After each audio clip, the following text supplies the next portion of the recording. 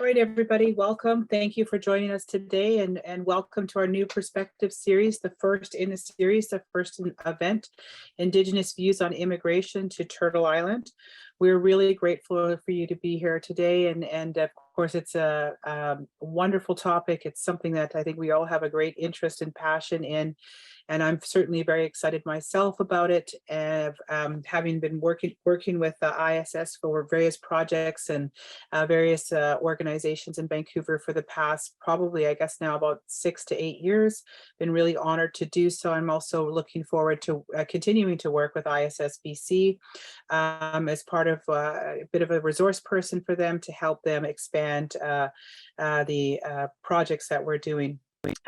We did say we were going to have some music. The music's not there at the moment, but know that we do have at ISS some very great resource materials that we'll be able to put in the chat that you'll be able to see. There is, and just to acknowledge that I'm coming to you today from the Musqueam territory. I live on the Musqueam Reserve, which is the land around UBC, if you're not familiar with exactly where that is. And the Musqueam Nation is part of the Coast Salish peoples, which is part of the greater Vancouver area, and in fact, all the way over to the mainland, the Vancouver Island, and up the coast even a little bit more than that. So I'm grateful to be on their territory today. We do have a few comments around the Zoom etiquette. I'll put up a slide.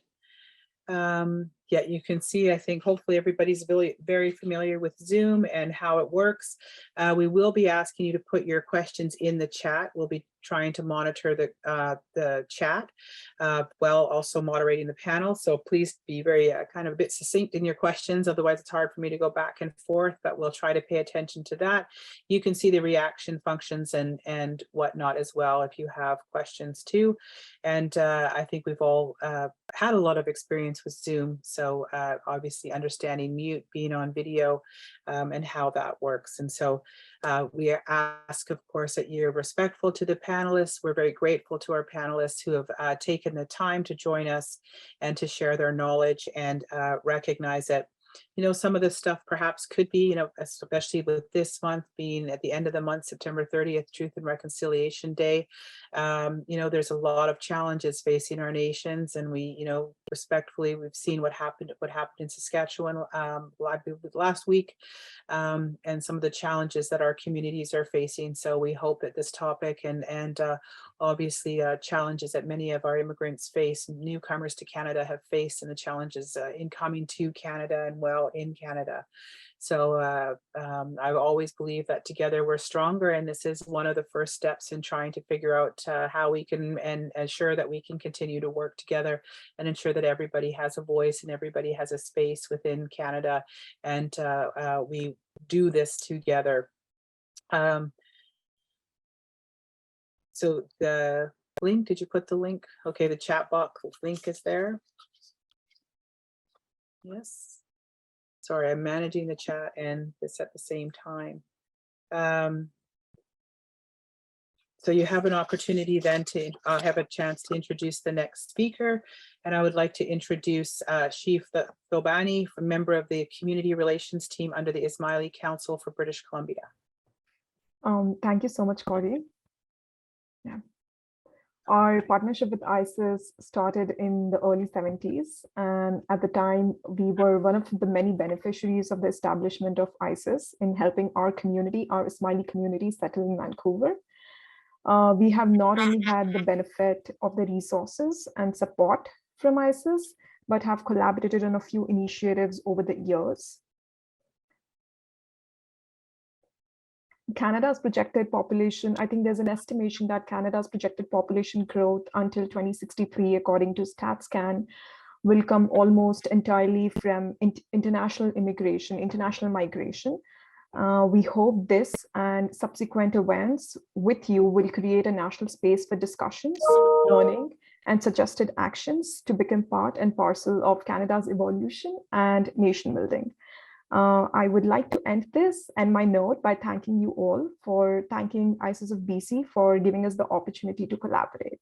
Thank you. Great, thank you. And we'd like to thank you for your collaboration and for the decades and decades of work as well. So really appreciate that and appreciate everybody that has attended. And next we'll just have Jonathan Oldman, CEO of ISSBC. Thank you, Kory, and thank you, Shifa. I'd like to welcome everyone and acknowledge that I'm speaking to you this afternoon from our Welcome Centre here in Vancouver on the traditional unceded land of the Coast Salish peoples, the Squamish, Tsleil-Waututh and Musqueam nations. As we celebrate ISSofBC's 50th anniversary, I'd like to first offer our congratulations and acknowledgement to the entire Ismaili community on the 50th anniversary of your first mass settlement to BC, and for your ongoing leadership and immense contribution to our province. We're honoured to be your friends and your partners. Here at ISSofBC, we envision a future where everyone grows and flourishes in life. And to bring this closer, we're always seeking new knowledge and ideas. The New Perspectives series is part of that commitment to continuous learning from and with the wider community. And this first of 3 sessions is part of our ongoing promise to better understand and incorporate Indigenous perspectives in our work and heed the calls to action of truth and reconciliation.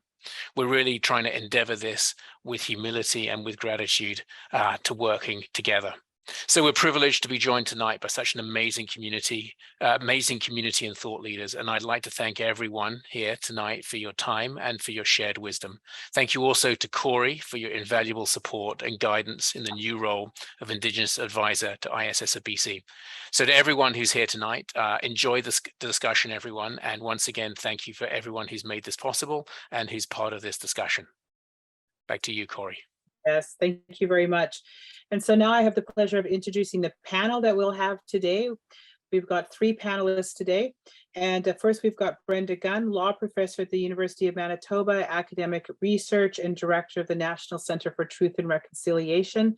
And for the sake of brevity, and also because these are 3 fantastic, amazing panelists, I could take up probably most of the time reading out their bios and their incredible contributions in the areas that they specialize in and have worked in and are passionate about. So we're just going to do, I'll just give a brief introduction, and the bios will actually be placed in the chat. So if you want to read those further, you can as well. So first we have Brenda. Thank you, Brenda. And then we have Norm Leech, who's the Executive Director of Vancouver Aboriginal Community Policing Centre. And they each, of course, will have their moment to introduce. And then we've got Celeste Haldane, who is the Chief Commissioner at the BC Treaty Commission.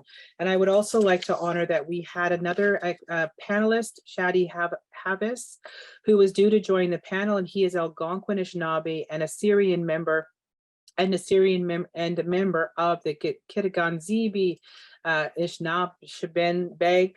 And Shady is currently at the Yellowhead Institute Research Fellow and is also a Special Projects Advisor to the National Association of Friendship Center. And you'll be able to see his bio as well in the chat section. But so I really appreciate that. And we'll be sharing his views, and you will have an opportunity to ask him questions via our social media channels and the website, which is ISSBC.org, which we put in the chat as well. Over the next week. So should you have any questions or want to find out more. So now we have a part where each panelist will give an introduction and their passion and connect the 2 topics and share their experience with bridging between Indigenous and newcomers and immigrants and their experience in this area. And I would like to turn our attention to our presenters, and I will start with Brenda, and then I'll do Norm and Celeste. So Brenda, if you'd like to start for your 5 minutes or so. Okay, well, thank you very much for the wonderful introduction. I am really excited to be here today. I am speaking from Treaty 1 territory, the homeland of the Métis Nation, my traditional territory. I am Red River Métis. I am a citizen of the Manitoba Métis Federation. And as was noted in the introduction, I am both a law professor and also the academic and research director at the National Centre for Truth and Reconciliation. And I thought maybe as part of my introduction, I would take the time to do I was going to say a plug, maybe a plug for the NCTR isn't quite the right word, but maybe it's more to talk about what we do at the NCTR and who we are, because I think it really relates to the topic of today. And so the National Centre for Truth and Reconciliation, for those who may not know, is the legacy body to the Truth and Reconciliation Commission of Canada that completed its work in 2015. And so as part of the settlement agreement stemming from the class action related to residential schools in Canada, there was the establishment of the Truth and Reconciliation Commission, who had a mandate to establish a body that was going to continue on the work. And so the National Centre, or NCTR, is hosted at the University of Manitoba here in Winnipeg. And our mandate is now threefold. We have an archive with over 5 million records related to the history and legacy of residential schools, and includes all the documents from the Truth and Reconciliation Commission. We also have an education and public outreach unit who provide educational programming and presentations across the country on topics related to the history and legacy of residential schools, as well as reconciliation. And then finally, we have a research unit that is really mandated very broadly to continue on the work of the UN, or of the Truth and Reconciliation Commission. And my research prior to joining the center was really focused on the UN Declaration and implementing the UN Declaration. And so for me, it was a nice segue in my career, in the opportunity to sort of shift from focusing on implementing the UN Declaration as a framework for reconciliation to thinking about the aspects of the history of residential schools, and not just focus on the reconciliation work. And so that really informs the comments and perspective that I want to bring here today, is really thinking about how can a greater relationship between Indigenous peoples in Canada and newcomers really support reconciliation in Canada, and the importance of everyone working together. And I think, you know, maybe as an opening comment just on sort of, you know, where I see or have experienced the interaction, I thought I might share a short story of just a situation that I had years ago when I was teaching in the Faculty of Law. I teach first year constitutional law to a third of the incoming class. And I had a student come and meet with me during my office hours. And I can't remember if she actually had a question about constitutional law, but she really wanted to just sit and talk. And it was a really lovely conversation. And she started off by sharing with me that she had migrated to Canada after having spent time in a refugee camp in Iraq. And we talked a lot about her mom's relationship with Canada in view of what it meant for the family to move to Canada. And then she shared with me the idea of what she had learned through her undergrad and what we were learning in constitutional law about the history and relationship between Indigenous peoples and the Canadian state. And we started talking about what I think she had seen at moments as a conflict of a view from her, you know, previously her and her mom as, you know, Canada being a state that had really assisted them in a very profound, life-changing way, with now learning about the very fraught relationship that exists between Indigenous peoples and the Canadian state, and learning about all of the profound ways in which the Canadian state had imposed violence on Indigenous peoples.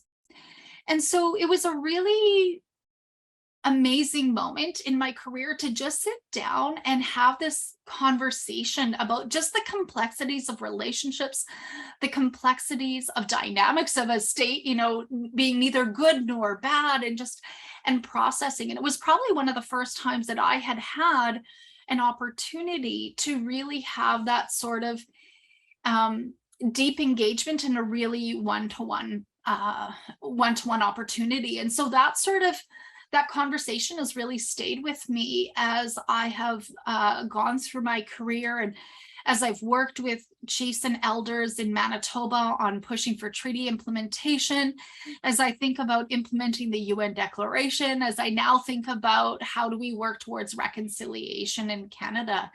And so that's the perspective that I wanted to share.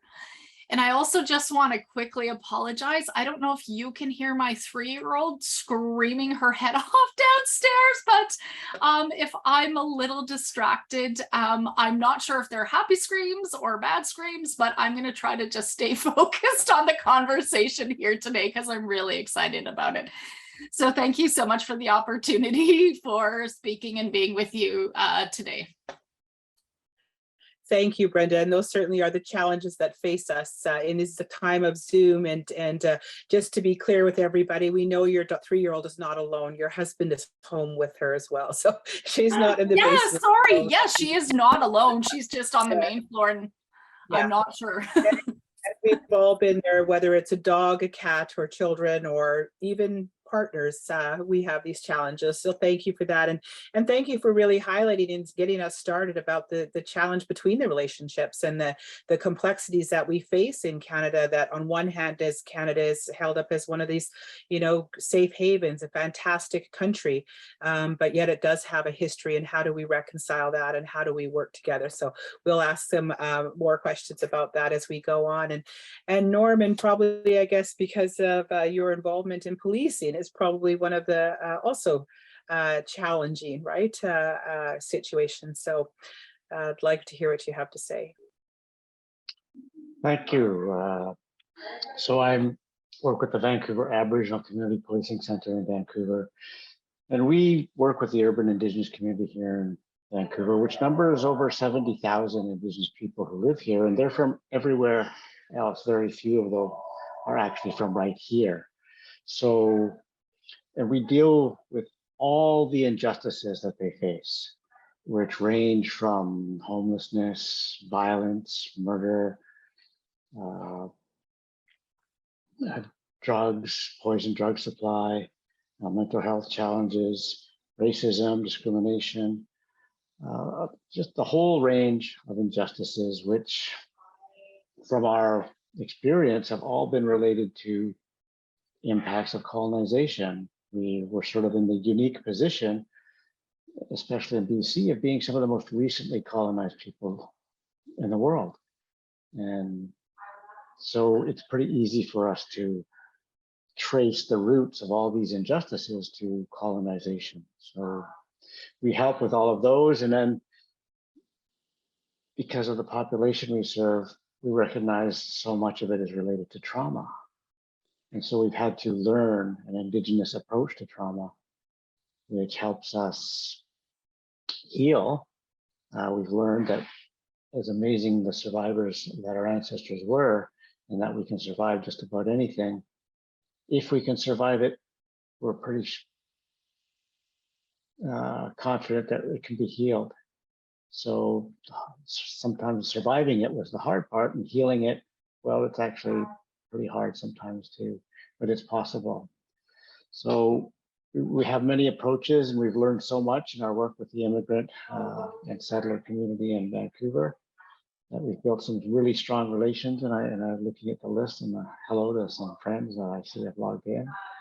And then we found some commonalities between the Indigenous experience here and the ancestors of the settlers and immigrants who have migrated here to Vancouver and Canada, in that they were colonized too, just further back and further away.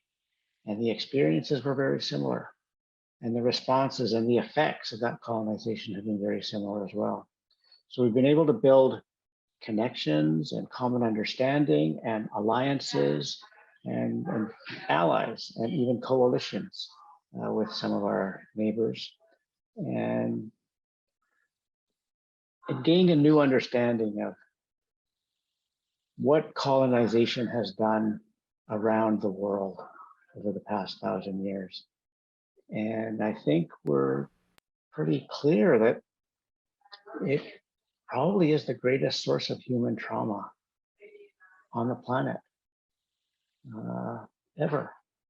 And so if we can come to some common understanding about that, then we can start to plan together on solutions on how to do that better and more effectively than those solutions that are imposed on us, right? So we're starting to recognize all the colonized things around us, including this language, including this technology, including these laws, including the police, including the education system, including the healthcare system, all of it. It becomes a little overwhelming, but the more friends and allies that we make, the more manageable it seems to become. And then we all recognize that none of us is fighting any of these injustices alone. So, thanks.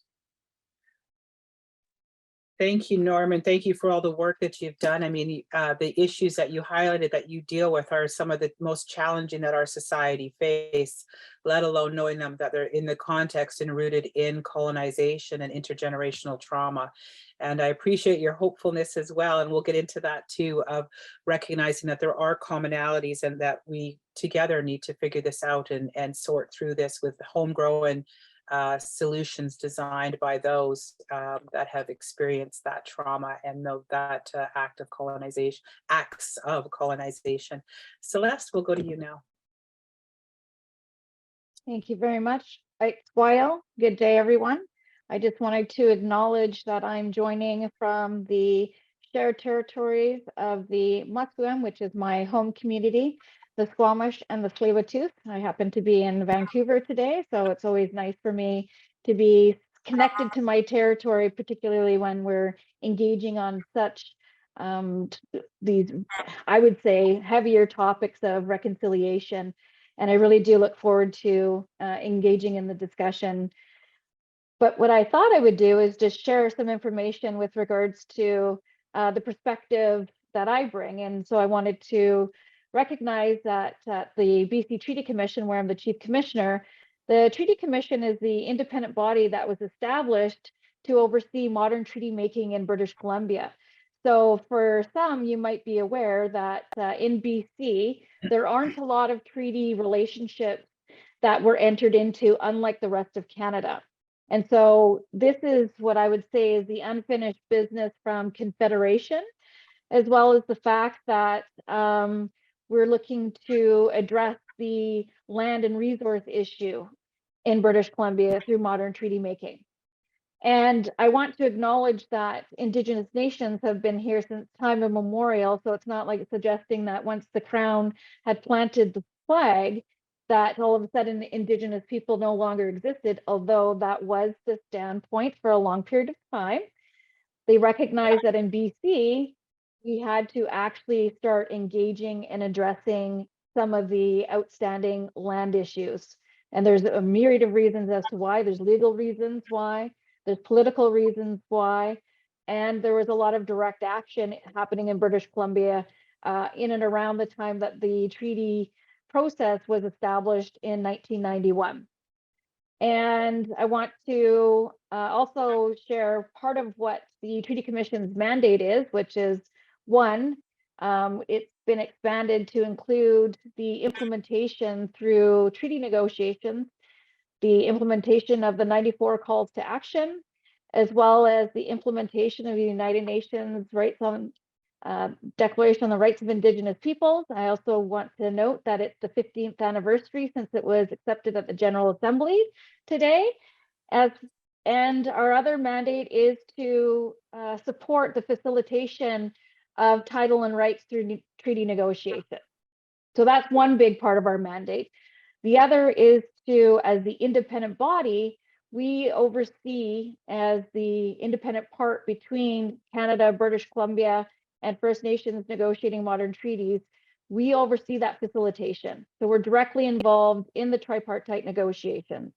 We also fund the First Nations and treaty tables that are negotiating, as well as provide public education, community support, advancing reconciliation. So providing resources to not just Indigenous nations, but to all British Columbians and Canadians. And so one of the main goals out of treaty making is not just to deal with some of the outstanding issues since Confederation, but it's to help nations continue to pursue their path of self-determination, their pathway to self-governance.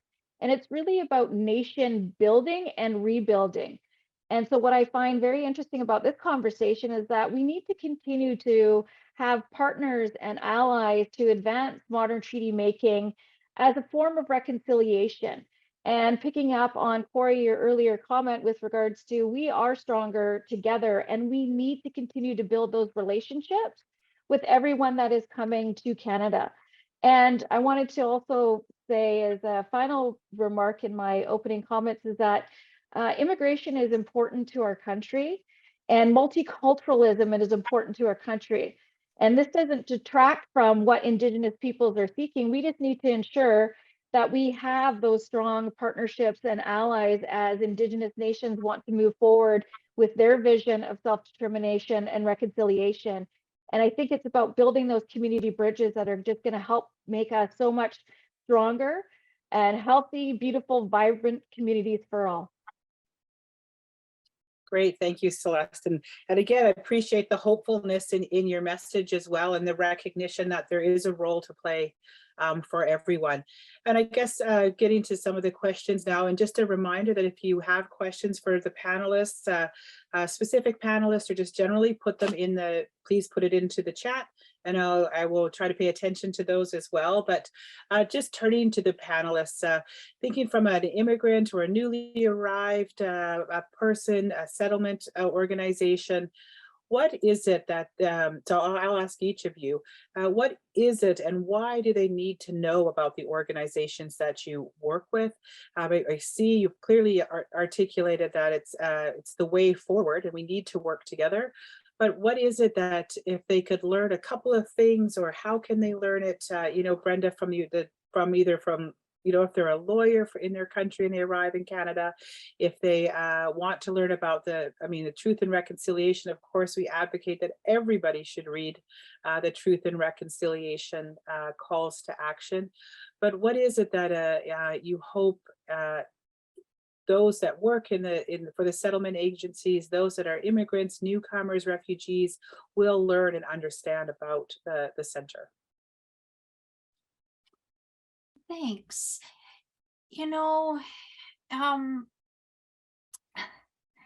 It's always so hard because I feel like there's so much to learn. And, I did a presentation to some grade 7s yesterday, and I was like, I have 300 slides because I think there's so much that we all need to know.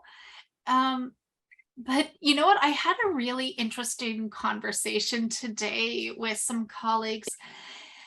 And I think, we were talking about, what does the public need to know? Because this is a question we're always asking, right?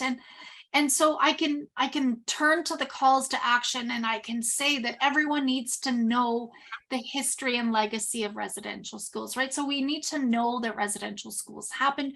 We need to understand that history, but also the legacy, how the impacts of residential school continue to have ripple effects to generations today. So my husband is an intergenerational survivor. And so, I've been spending a lot of time in the last year thinking of what does it mean that my daughter is also an intergenerational survivor, right? She's 3, but what are the ways in which residential school history is going to impact her?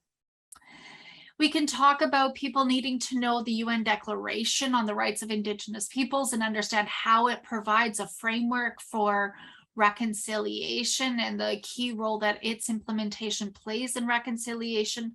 We can talk about needing to understand the history of treaties and Aboriginal rights and, all these sort of different areas of substantive knowledge. But one of my colleagues today at the University of Manitoba was talking about how do we have these conversations before we even address all of the stereotypes and misunderstandings that many people have about Indigenous peoples, right? And the stereotypes that people might have about Indigenous peoples being these sort of, people who roamed the forests and lived freely and just wandered. And so we have these sort of historic narrative stereotypes about sort of who Indigenous peoples were that are sort of, deeply connected to the spirit, and anyone who's watched the movie Pocahontas and thinking about people who speak to trees and to animals and have trees and animals speak to them. And so I think there's a lot of ideas, and then there's sort of more modern stereotypes about dependency and stereotypes. You know, the Murdered and Missing Indigenous Women and Girls inquiry addresses some of the stereotypes and the very negative stereotypes against Indigenous women and how that has balance. And so, you know, just in an honest way, where I am today, I'm really thinking about maybe some of the starting point for this conversation is not even just the unconscious bias sort of ideas, but really thinking about what are some of those preconceived ideas that people may be coming to the conversations with, having those conversations, and then moving into the history. And then the other point that I'll just share on this point, that one of the elders, Elder Bone, that I have the pleasure of working with a lot, you know, he very early on in my career was providing feedback on a presentation, and he was like, you can't start this story with how colonization affected us. That just perpetuates the deficit model way of thinking about Indigenous peoples. You have to start with who we are. So part of addressing the stereotypes, I think it's also the education that needs to start with understanding who Indigenous peoples are and the diversity. And once you know who we are and have an understanding about our profound and deep cultures and government systems and legal systems and the values and teachings that we hold and try to live by, then I think we can go through and start to understand the ways in which the colonial process perpetuates violence against us, so that we can then work together towards addressing some of those challenges. Great, thank you. So clearly highlighting the truth, really, the truth part in reconciliation. And I know we'll get to some solutions and some suggestions as we get further along in this presentation, but I think that, as you said, highlighting the truths that are already articulated in various documents and inquiries in Canada, but also the lived experience that has truth in it as well, and sharing that, the power and strength of Indigenous people. And to go to what Norm said earlier, we're still here. We have the strength of our ancestors that have allowed us to be here today. So Norm, what about you? And then, for any immigrants or settlers, you too have suffered from stereotypes of what people have heard about you. And so I will basically say that most of the stuff you've heard about us before meeting us is a stereotype and isn't true. And if you want to hear the truth, then yes, you have to come to the agencies, the organizations, the people, to hear the real truth. And so often when we share that, the first response we get is, I didn't know any of that. No one told us any of that. And the same goes for what we've heard about you. So the fastest, best way of overcoming those misconceptions, that misinformation, those stereotypes, is to meet directly and spend some time together. Simple as that. Yeah, it definitely sounds very simple. And I think it probably can be very simple if we come with courage, right? And we allow place and space for people to articulate and ask the questions they want to ask without, in a safe space, right? In a bold and courageous space. So yeah, so communication would be a key, and breaking down some of those barriers. So Celeste, in dealing with the BC Treaty Commission, it's obviously dealing with something that the difference between modern treaties, or British Columbia not having any treaties and the rest of Canada having some, is not something that's likely on the radar understanding of newcomers to Canada.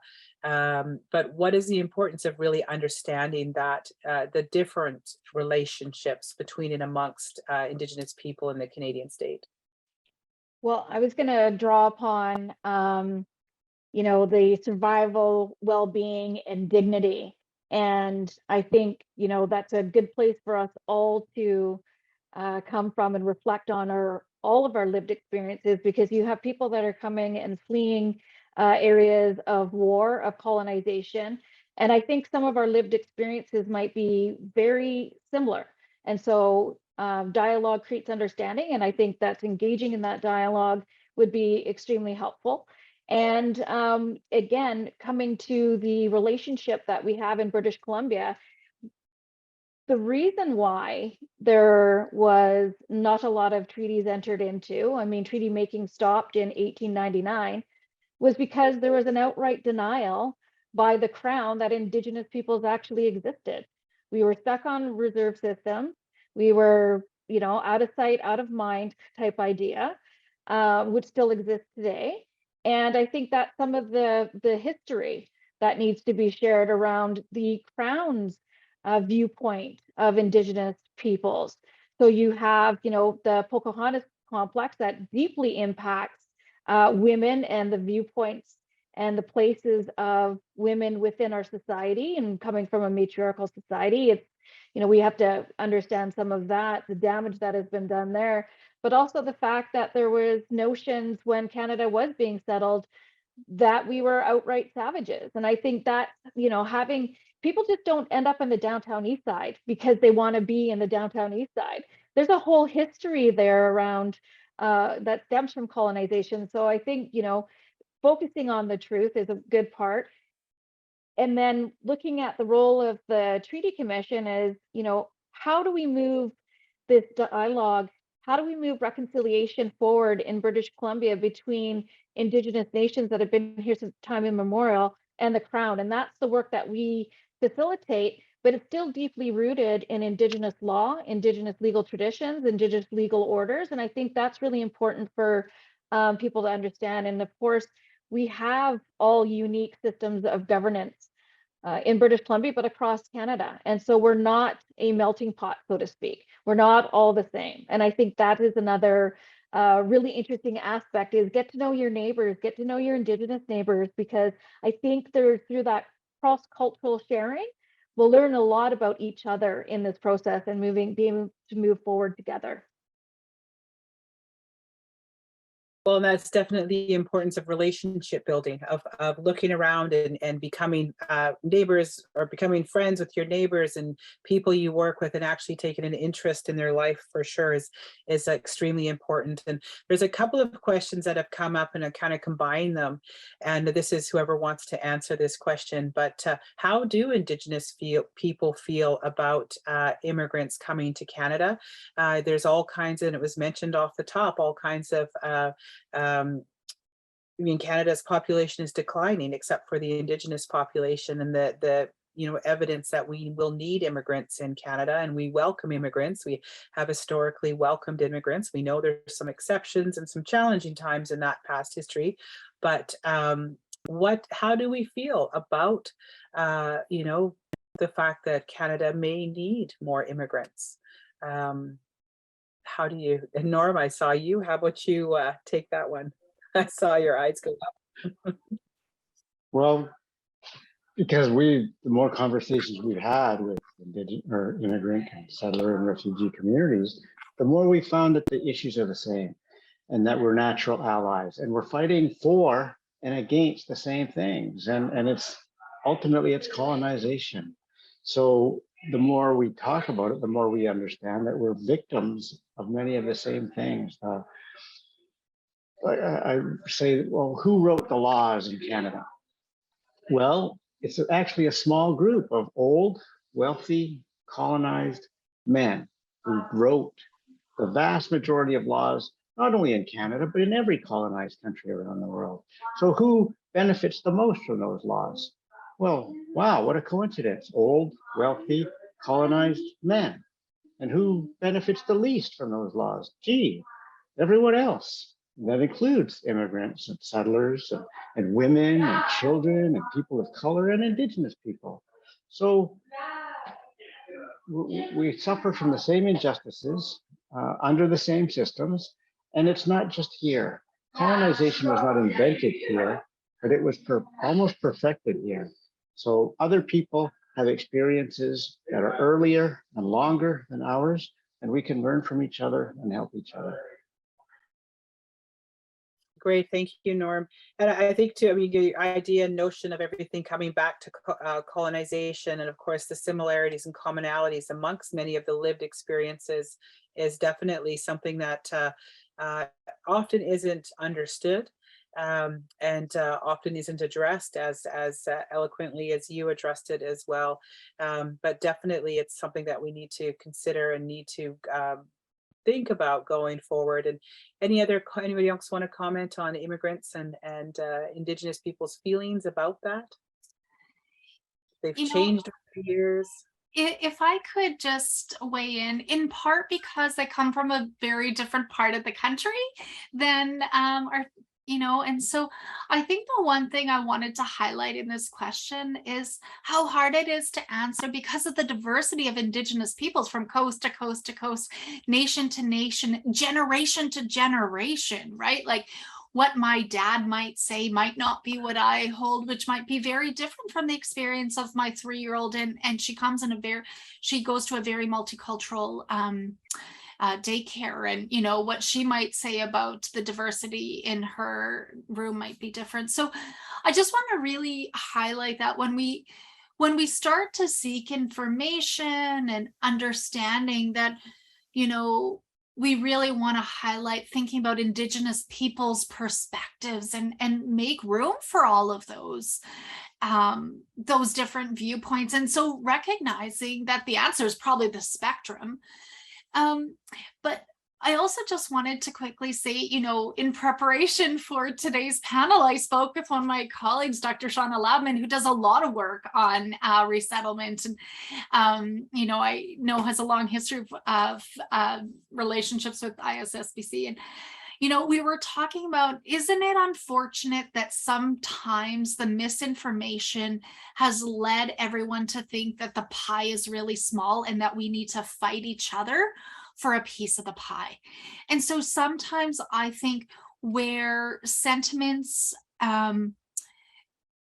from various people that aren't supportive of having immigration happen, I think is connected again to, I think as Norman said, stereotypes, like not understanding, not having good information about what happens. And then this view that somehow, the government of Canada can only work with, that the pie is so small so that we need to you're going to get recognized benefit and support from the government or we are. And I think that's where I see such great opportunities is in relationship building and addressing this. Is we have to stop realizing that that we're not actually fighting each other for the same resources, that, we can actually work together. So, and I think from what I've heard from the elders that I've worked with, it's always about, because we're always in advocacy mode, it's always that feels like it's the loudest voice that gets to the top, right? So there sometimes is this feeling that we need to sort of really push and support for our issues and recognition and focus on that. And I think that sometimes takes our time and energy in many Indigenous communities and in many advocates. And I don't think we mean to do that exclusively, but it sort of tends to feel like you kind of get siloed in what you're working for. So again, why I love today's panel and why I was so excited to participate is those opportunities to really, bridge some of those gaps and make those relationships. Great, thank you. And thank you for bringing up the point. And there is no one answer to any of these questions, and particularly when we're looking at Indigenous people, there is incredible diversity. And perhaps that's one of the #1 myths that we want people to understand, is that we are so diverse and so different. And even on certain days we're different, not just locations and histories and backgrounds, but our own lived experiences are very different. And Celeste, I'm going to go to you with the next question. Often, and this is not just in this space, but in all the spaces and talks and things that I give, often this idea of I want to support, I don't know how to support, I don't know where to start, and I don't want to make a mistake, so I'm a bit fearful. And certainly something like treaty making, modern or historical, requires a lot of courage and requires a lot of boldness. So how do you deal with that, or how can you suggest to deal with that fear that people may have that may prevent them from acting or pursuing something that they may want to, and or building that relationship? How do we overcome that fear and building those connections? That's an excellent question, because I've heard that before, and sometimes we just got to be brave and just take that action. And you know, for instance, I reflect on getting to know your First Nation neighbors, and maybe just picking up the phone and you know, calling to introduce if you're coming into their territory, or if there's some partnership you want to create. And we can't be fearful. We're all going to make mistakes, but the point is to find those allies that will kind of help you along that path of information journey. And I think that's really, really key, is to find those resources and those advisors that will help you along your path, you know, and don't be afraid to make mistakes, because we all do. And I think that's what, you know, should never hinder anyone. Yeah, that's true. So again, being courageous and knowing that everybody will make mistakes. And I mean, I've made mistakes. We've all made mistakes. You know, I'm an Indigenous person, and I have in certain territories used, I thought the word Indigenous was a generally accepted term across Canada, only to find out this one community I was in, no, the term is FNMI. So for First Nations, Métis and Inuit. So if we make mistakes, then others will make mistakes. And I think it's also important to put it in the context of fear, right? What are you fearful of? The consequence in Canada is unlikely to be what we see in other countries, right? It's, you may get a slap on the wrist, or somebody may be angry, but then it's important to go to that reconciliation part and offer an apology, and then ask, how can I make it better? So one group that isn't, I guess, is often overlooked, certainly in the probably the general society, but we have a whole bunch of, you know, whether they're going to become Canadian citizens or not, many of our post-secondary institutions have depended upon and had international students attend. And there's a whole, you know, representing all kinds of countries across our country and across our post-secondary system are these international students. And Brenda, because you are at a post-secondary, which I am as well, of course, and how do you feel the role, or what could post-secondaries do? Is there more we could do to reach out to international students, to educate, or to involve them, or to have their opinions? What's your experience? Well, this is a great question too. You know, I think as a starting point, definitely an opportunity, because international students are coming to our post-secondary students with the whole goal of learning, right? Like step one, get an education. And so I think it presents an opportunity to really share. And the average age of a university student is such that, you know, you're getting them early in life. And I think when you can educate people from, you know, an early age, the impact. So I think they're young, I think they're energetic, they're smart, and they're coming here to learn. And so we have that opportunity to share. The other aspect that, you know, I was just thinking about when you asked the question was, there may also be commonalities in that many of our Indigenous students at post-secondary students may be away from home, from their home community. And so there's also a common experience, I think, where even if an Indigenous student is living in the city where the post-secondary is, that space is generally not one that they would have viewed as home, right? That it always feels often feels foreign. And so I think there's a desire that I've heard and seen from many international students for community and for a sense of home and for that welcoming and safe space. And I hear the same thing with Indigenous students, right? And so I think there's opportunities. And, you know, I think our Indigenous Student Center at the University of Manitoba, when we have events, you know, and are looking for volunteers, like I remember most years when we have our graduation powwow, we have many international students volunteering because they have that energy, they have that passion. And so I do really see that there is a lot of opportunity, and perhaps one that we don't spend enough time thinking about. Great. Thank you. I mean, it's certainly my experience in post-secondary, the similarities in experience, perhaps, English as an additional language, differences in foods, different in culture, difference in procedures, and all of those types of stuff. And wanting to have that safe space is extremely important. So Norm, what about in the area that you're in? I mean, you're really in a area that is exceptionally challenging for Indigenous people, dealing with the opioid crisis, let alone COVID. Indigenous people have died from opioid than have died from COVID, and we die from COVID at significantly 12 to 15 years younger than the average Canadian did.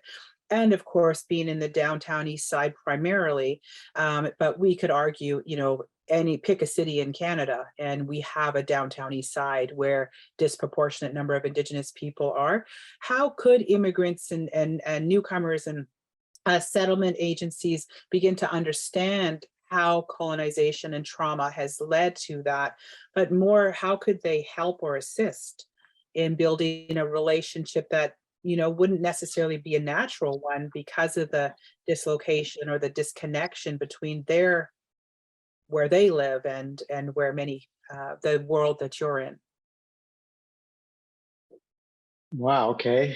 Well, reach out. So we partner with and we work with multiple settler, immigrant, refugee agencies throughout the city and in Metro Vancouver. And we introduce them to other agencies and build those partnerships because they're mutually beneficial. The other thing is connecting people to their own indigeneity.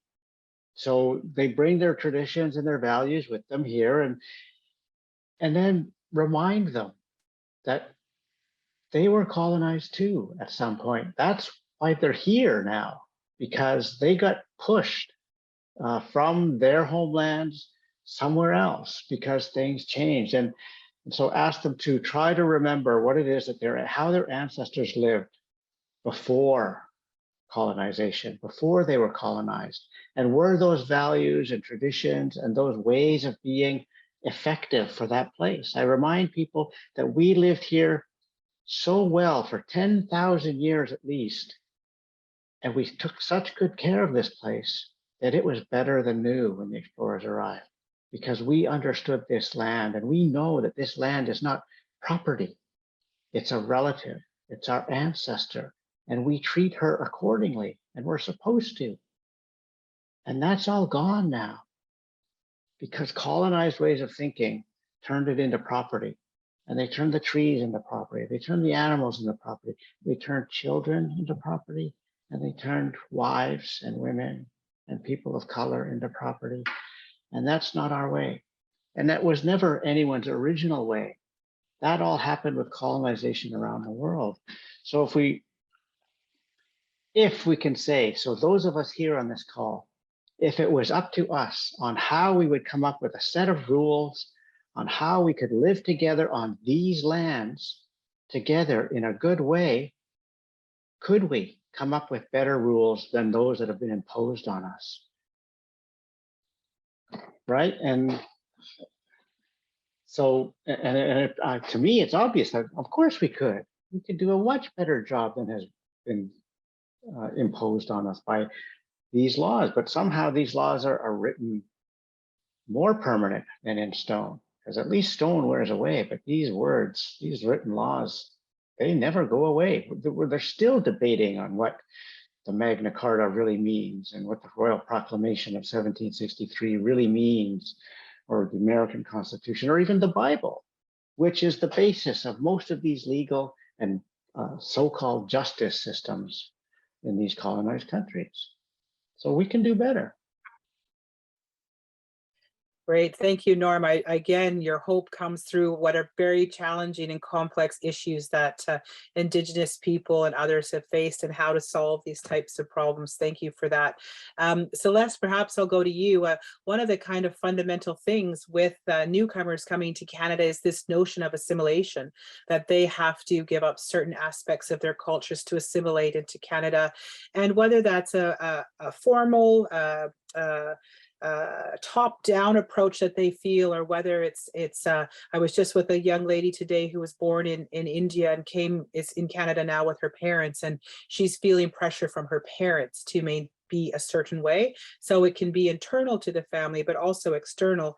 And when it comes to treaties, that's been one of the challenges with the treaty process, is using foreign mechanisms to negotiate a new way of living on land and territory that is ours, that is the particular nation. So how do you see a difference or a challenge in that newcomers have to assimilate, which of course we know Indigenous people had to assimilate, yet all of us want to, preserve and have surety around our culture and security around our culture and language?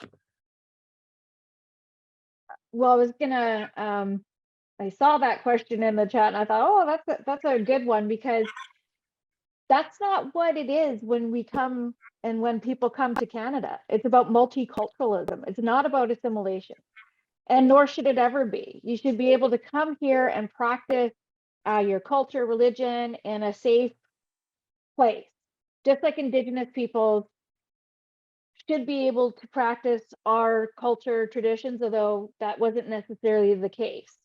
And so if we can if we're able to share some of our cultural practices, I think that would strengthen us as a society. And I understand that there's this dichotomy, I think, between wanting to fit in, which we all at some point want to fit in when we're coming either into a new country or starting a new school or whatever that might be. I think we've all had feelings of, in some point of our life, wanting to fit in somewhere, but then also retaining and continuing to claim your identity as to who you are, I think is really important, to make sure that you're able to maintain, your values and your vision as to who you are. And I know it's not an easy question. There's not a right answer. There's not an easy answer, because I think there's all these other external societal pressures as well. And the other thing I wanted to mention about having newcomers come to Canada, it's also about sharing prosperity and sharing wealth amongst each other, which wasn't necessarily our history as Indigenous peoples when we had settlements and mass migrations happening. It was about removing us from our lands and resources, taking us away off our lands and resources so settlement could happen. And that's why you have this, these issues around treaty implementation, some challenges around treaty implementation. You have issues in British Columbia where treaty making ended. And so it's around, looking at how can we work together to preserve our own cultural identities, and it's not taking away from each other's cultural identities. And also, how do we work together to continue to share in that prosperity of a country that we call Canada without leaving anyone behind? And I think that's really where we need to continue to work together and be partners together. And I think about the reasons why I do the work that I do is not just because I'm a mother, but I'm a grandmother, and it's, providing a bright, healthy, beautiful future for all future generations, Indigenous and non-Indigenous. And I think that's the important step that we must undertake when it comes to reconciliation. Yeah, thanks for that, Celeste, and highlighting, of course, that there are those differences. And, often hear, an immigrant story, whether people have said, my family's been here for 14 generations or 10 generations or 3 generations. Until recently, Indigenous people weren't afforded the same opportunity that recently arrived immigrants would have. We couldn't own property till certain points of time. We couldn't do those. We couldn't own businesses. We couldn't hire a lawyer. We couldn't do a lot of these types of things. And we know that systemic racism and discrimination exists in our society and is most felt by others, right? As Norm said, those without the power will feel it. So one question going to, of course, the topic today. I mean, you can't really turn on the news without any info about the Queen passing away and the transition, and now this movement to have September 19th as a day of a holiday in Canada. And so I guess I'm going to go to you, Brenda, about this whole Crown Indigenous relationship, or lack thereof, shall we say, and the calls that we're seeing from Indigenous people and organizations to have the new king repeal the doctrine of discovery. And, you know, it may be a bit much to go into depth of what that means, but just in general, what do you think, or should there be any expectation from the new royal king? Or is it something that Canada needs to kind of move away from to, you know, get rid of the, you know, the challenges and legacy of colonization? And I noticed also in the chat, somebody said the divide and conquer attitude in Canada. So what's your opinion on this most contemporary issue? Yeah. How not to upset everyone in one response. I think in everything, yes to everything you said. Is that an answer? You know, maybe I think I can only add complexities to this. So just a little bit of context, because at least in the sort of when people were saying good afternoon, where they're from, lots of BC people, people residing in BC. And so, you know, in my introduction, I talked about that I'm on Treaty 1 territory. So I live in an area of Canada where there was a treaty made in 1871 between the British Crown and Indigenous peoples, mostly First Nations in the area here. And, you know, we have Treaty 2 beside us and Treaty 3. And, you know, I've had the honor and privilege of working with the Treaty Relations Commission of Manitoba for the last decade or so. And I've had the opportunity to work with elders from various treaty areas in Manitoba.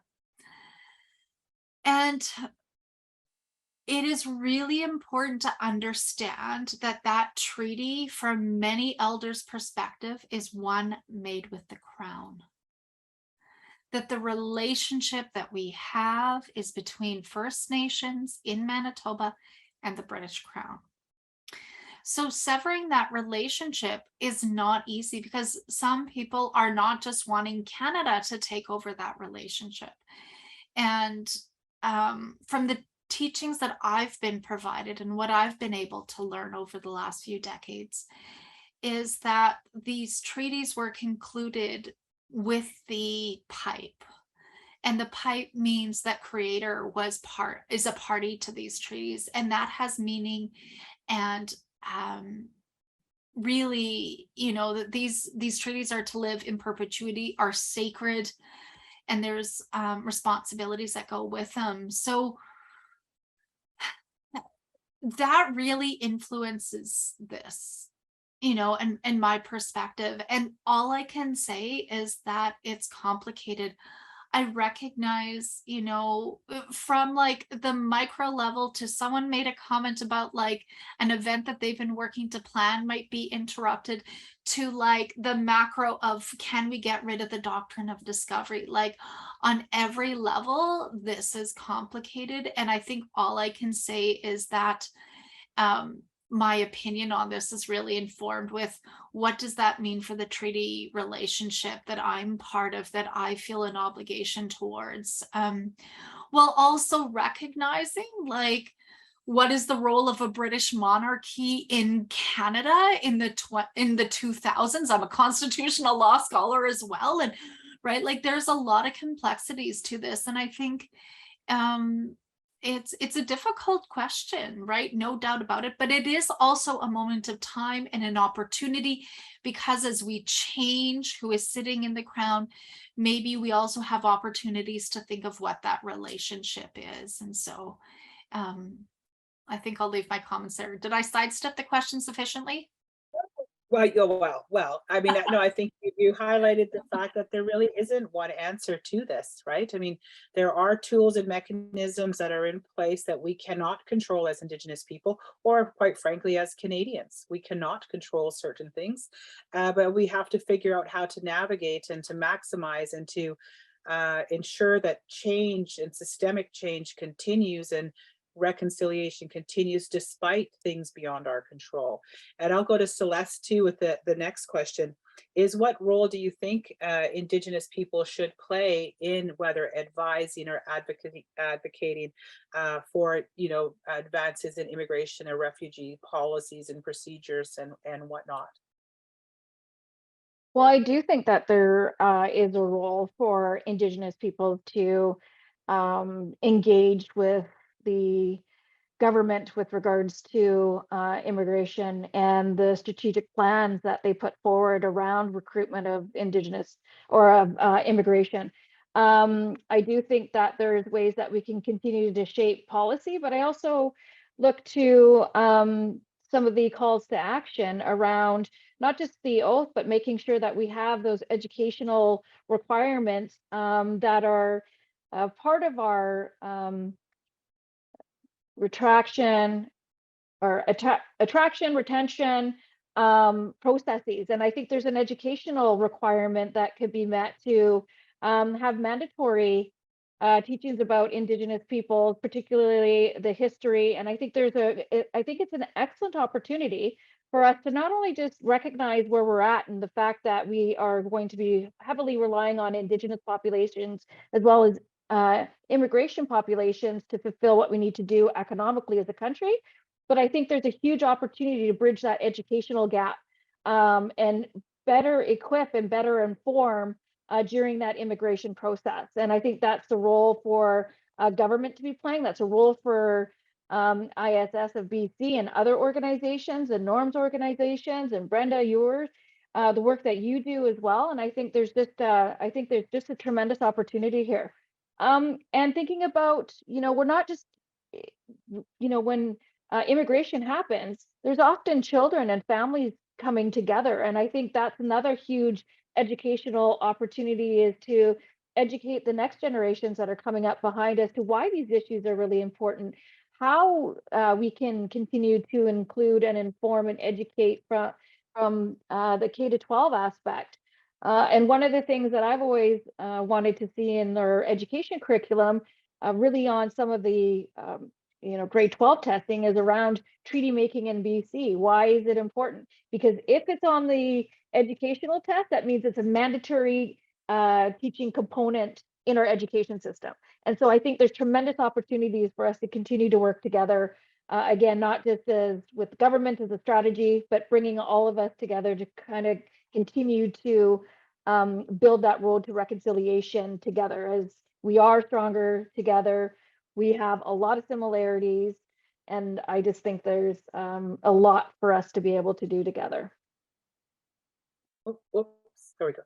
Thanks, Celeste. And I think you highlight, one of the key themes, and one of the things, the actions that Canada didn't do, was they went about treaty making and went about processes and making laws and procedures without involving the voice of Indigenous people. So it's one of the things we have to write in the one of the actions of decolonization that has to happen. And I'll just take a liberty as the moderator to answer one of the questions around guilt, only because I want to get to Norm and a very positive comments from Norm, and I don't want you to deal with guilt. But I hear this, I get this a lot about how do we move away from the guilt and the shame that people may feel, or and it was mentioned also earlier in the questions. But the most important thing is when you feel something, it's fantastic that you feel it. Just like if you feel the fear and you feel the guilt, then you just have to look around and ask yourself, what can I do about it? What can I control? What actions can I control today, tomorrow, a year out? Will take longer to prepare that. So that's kind of why I wanted to answer that, because I want to move on to that. We have about 15 minutes or so left in our conversation, and I know we could go on for quite a long time, but to move to Norm, because you've brought up all kinds of like let's just do it, let's just communicate, let's just work together, but to be a bit more, I guess, directed in what if you had to put it down, and yes, I appreciate I could be putting you on the spot. 3 things, how could somebody in a settlement agency or a newcomer to Canada, what are 3 things they must adhere to or understand in building a relationship with another organization or with their neighbor, or can you put 1, 2, 3 keys to building successful relationship? I know I'm putting you on the spot, but. Okay, well, put yourselves in our shoes. So your ancestors had a homeland, and it was probably colonized. what would be the respectful way to visit for visitors to come and visit you? And ask, well, what does it mean to live as a good human being here in these lands? Who would know the best? The people who've lived here for 10,000 years successfully and sustainably, and so well that it was better than new when the explorers arrived? Or would you ask the explorers, well, how do you live here? And we should do the same for you. Like when we go somewhere else, that's who we should ask, not the colonizers and well, what laws do we follow, but the people who've been there for 10,000 years. And they know best what that land taught them, how to be good human beings there. And the same would apply here. So here you're in where I'm sitting in the Coast Salish territory. So we would ask the Musqueam, the Squamish, and the Tsleil-Waututh. But if you went to this place here, where I'm from, along the Fraser River, Littlewood, you'd ask us. And we would tell you, and we would have told the explorers too, but they never asked. And now people are asking, and we'll tell them. But sometimes we have to recognize that we forgot, and that a lot of those teachings that the land taught us and taught our ancestors was lost and destroyed because of all the death and the destruction and all the trauma of multiple aspects of colonization. So you have that cultural and cellular memory and genetic memory of your ancestors as well, and your connection, your original connection to land somewhere. So tap into that, and then you'll understand how we feel about ours. And it's not property. So colonized people think that those treaties are property documents. We'd never understood the relationship with land like that. To us, the relationship documents, those treaties are supposed to be relationship documents on how we live together on these lands, not who owns it. We never understood it that way. So, and I often say that it's not our language. So those treaties were not written in our language. They weren't based on our laws, and they weren't directed by our kings. And it's not our worldview, and it's not our way of life, and it's not our relationship to land or creator or to each other. They're not reflected in any of those things that have been imposed on us. And the same thing applies to your ancestors as well. Call us. If you're here, call us. And if you don't know someone where you're at, we might, and we'll refer you. Like, we have friends across the country, and we'll try and introduce you to an agency or even some people who would be useful for you to talk to. And then they'll tell you what you can do best to help them. Great. Those are three very key things to do. And I'll just add too, if you're in this territory that's behind me, then you need to talk to Kwakwaka'wakw people. So, because that's my home territory that's behind me as well. So thank you for that, Norman. And again, we're getting close to the end, but so I wanted to go back to all three of you, and I'll start with you, Brenda, then Celeste, then Norm, asking you about what could be a call to action for everybody listening to us today, and maybe one that is fairly aspirational and one that's also, or two, whichever, that is also practical, that can be taken away today. So Brenda, I'll go to you. Thanks. I don't know if I warned everyone that I'm a really bad panelist because I just never answer questions and I go rogue all the time. But I held off now for a long time. So I'm going rogue because I really want to answer the question that you just asked about three things, because it was such a tough question. I was like, I don't know what would be the three things. And I quickly came up with things and now I like them. So and maybe we could form it in answering this question. Those are calls to action, so that's fine. Yeah, yes. Anything. So one thing I would say, so I'm going to use my professorial type of hat and say, do your research. So yes, come to us, come sit with us and learn with us, but also do some of your own homework and research first. There's a ton written out there. So like, it's not that hard now to find out whose traditional territory that you live in. It's not that hard to figure out, where the closest residential school was to where you look right now. The NCTR has a map online and you can sort of look. So, come to us, but come prepared, having done a little bit of work and try to understand what you can, recognizing that what you might learn in a book or from a First Nations website, lots of First Nations have amazing websites that tell their stories, right? So, you know, recognize that what you learn in a book might be different from what you hear. So do a bit of that research. And then, you know, I think be prepared to enter into relationships with us. You know, picking up on what Norman was saying and treaties, we have long-term relationships, right? So coming to many First Nations and just like, oh, tell us about this and having a one-off, that may not work well. So be committed to being in this with us for the long haul. And then the other thing that I was thinking about is I come from a gifting culture, and that's why treaties that in the territory that I live in have a lot of elements of reciprocity and gifting to them. So recognize that if you're coming to us with an ask, come with a gift as well, right? So what can you offer us? And that can be really broad ranging. I don't mean a gift card, and maybe that is, but like, maybe you have some service that you can provide. Maybe there's a community event and you can volunteer. Maybe you can offer. So think about what is it if you're coming to ask us, what can you offer us, right? So yes, maybe you need to offer tobacco if you're asking an elder to, you know, or a knowledge keeper to share their knowledge and expertise, but what else can you provide in that relationship? And that's how you build relationships, right? You're offering and you're getting, you're offering and you're getting. And so I think I'll try to answer the other question is, I would say we are in an amazing time to learn about Indigenous peoples, because there are so many amazing books written by Indigenous peoples, music written by Indigenous peoples, both contemporary and traditional music. There are so many podcasts. There are so many amazing movies.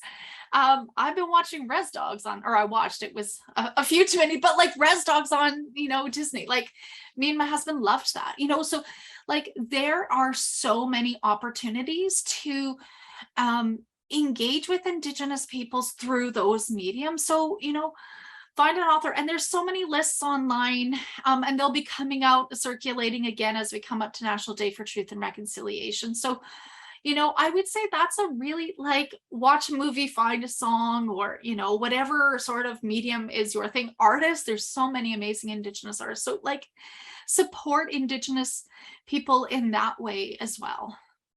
Great, thank you. And maybe because your daughter's only 3, you're not as familiar with TikTok as I am with my young adult children. But TikTok actually has a whole series of Indigenous TikToks, which are very informative as well. So yeah, look for the information that is there. So Celeste, what about you? With some calls to action?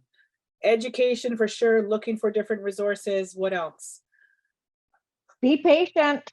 Sometimes we're really, really busy. Be patient. And back to, it's about respect. So engaging meaningfully with each other and respectful dialogue, and that's what it's about. It's about mutual respect. When you're building relationships, of course, education is key, and I'll always be supporting education. And just also be true to you. So have that genuine interest, that genuine aspect to yourself. So back to living your own truth, I think is really, really important, because that is just genuine. And I think we'll be able to continue to build bridges with those real, of course, the amazing words that both Brenda and Norm had, but just think about how you start out building a relationship. How do you break bread? How do you engage with community? How do you engage with each other? And, you know, I don't want to simplify the fact that relationships can be very complicated, and we understand that, but sometimes we overthink how to build relationships, right? Because we're afraid we're going to make mistakes. We're afraid that we're going to say the wrong thing. We're afraid that we're going to do the wrong thing. Well, we're just as fearful of doing some of those too. And I think we just have to get over some of that and just be brave and just engage with each other. I think another really important point is that dialogue creates understanding. And I'm a firm believer of dialogue. And we might not necessarily agree on everything, but we're certainly going to have that ability to have that respectful dialogue with each other, to learn from each other. Great, thank you. So Norm, I'll give you the last word as we're getting towards the end. And just to clarify in the chat there, it's called Rez Dogs, REZ Dogs. It's the name of the show, and it's you know, and there's all kinds of wonderful Indigenous shows out there. Norm, call to action, aspirational or practical? Do it tomorrow. Well, I've been suggesting that people do something creative. If you're inspired by something, paint or sing or write or poetry, something creative that's not bound by this colonized language that we're speaking right now. This language is great for writing laws that control people, but it doesn't convey the heart, the spirit of the people. So if you want to speak directly to what you're feeling, it has to be creative. And that's transformational, and that's your spirit speaking to other people's spirits. And that's a language that transcends any colonized language. So if anyone is inspired to do something, and then to me, that's amazing. That's a gift that's unique and could be amazingly powerful. And beyond, I've become so frustrated with this colonized language and these words that we were forced to try and express ideas that it was never designed or intended to do. It's good for laws and I don't know what else. But, so do something amazing with the feelings that are generated. Yeah. So maybe do something with the gifts that you have to offer, to share, to make a better relationship, enhance, make it stronger. Well, I really want to thank you all for the comments that you've made. There's certainly a lot of wonderful comments in the chats about the what you have shared with us. And I think to kind of summarize it, clearly this conversation, whatever we're doing, whatever actions we're doing, has to start with truth and understanding and uncovering the actual truths, both within each of us and each person involved, but also within Canadian society, historically and contemporarily. So it's extremely important that everything is grounded in that truth, and that truth will then overcome those stereotypes, misunderstandings, misinterpretations, and get to what you all mentioned, are those commonalities that really bind us together. And, you know, just fundamentally as human beings, that bind us as human beings, whether we're an immigrant or an Indigenous person or not. We all want our children to succeed. We all love our children, our family, and we want a safe home. So there are those commonalities, and to play on those commonalities. And I think too, another theme, of course, was recognizing that we have to be listened to and heard as well, as we break down these stereotypes and we break down the colonial practices and the parameters and mechanisms that are out there. Even though, of course, we have to use those in many ways to fight our fight, we have to be aware of the limitations and work together to do that, and know that we all have something. We all want our children to do better than we did, and we want to live in a country that's safe and secure and that is welcoming for newcomers, and figure out how to get along. So I just really want to thank you. And for me, throughout the whole conversation, I went to Pearson College, which is part of the United World Colleges, and it's based off of Lester B. Pearson's Nobel Prize winning speech, where he said, how can there be peace without understanding? And how can there be understanding if people don't know each other? And that was why he brought together 200 kids from around the world, from what currently now is 95 different countries. And for me, it was definitely one of the most profound experiences of my life, to meet people who were from all over the world. I had a roommate from Gaza, who I still have. My daughter is there now, who had a roommate from Palestine too. Now she has Kenya, Macedonia, and the Netherlands. So we each have to, there's so much we can learn from every one of us. And if we remember, we have 2 ears and 1 mouth. So we need to listen twice as much as we speak, and really take bold and courageous steps to move forward. And I'd just like to thank all 3 of you for your participation and your incredible words. And I know this is the first session, Jonathan, but I think we're going to have 102 of these, or we should, because it just gives me the chills. And I think I'm really looking forward to what's possible and what can come next. And know that you can still ask us additional questions on social media and through our newsletter after today's discussion. But for now, I'll turn it over to Jonathan to do the closing. So my hands go up to everyone, and thank you, Gila Kasla, for your participation today. Oh yeah, thank you so much, Kory, and thank you everyone, but particularly a really special thank you, and I want to pay honor to our panelists, to Brenda, to Norm, and to Celeste, and to you, Kory, for moderating a really powerful conversation and dialogue, and we're really honored by being able to share of your time and your wisdom. So thank you so much. I want to let everyone know that a recording of this session is going to be posted on the ISSofBC website, and I think a link of that is going to go up in the chat, and if it doesn't, it'll certainly be sent to you. Before we finish, I'd like to invite, and I see people putting some closing comments in the chat, but I'd certainly like you to consider doing 2 things. One is using the reaction buttons that I think that viewers have in your dashboard to share your response to today. And also, what is your one takeaway? What one thing will you take from this conversation as you go back into your evenings, into your lives? You can post the responses in the chat box.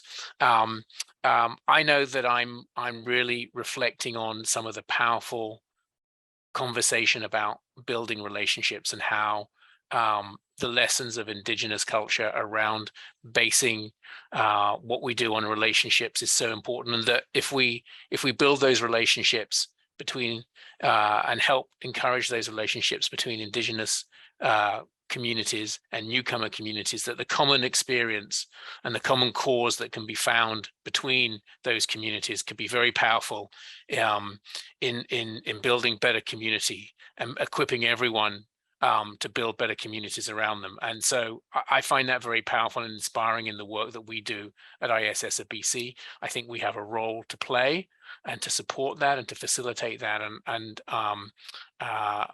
really gratified and grateful for the inspiration from all of the speakers today. So I'm just looking at a couple of comments. I think I guess my homework will be how to be out of a colonized way of thinking. Yes, well, I think that's a lifelong journey for many of us. Thank you. This has been really informative and thought-provoking. Taking away inspiration to reach out and build relationships.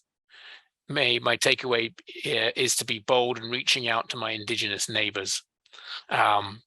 So those are wonderful things, and I think that's a really powerful outcome of today's this afternoon's conversation. So once again, thank you to Brenda, to Celeste, and to Norm, and to Kory.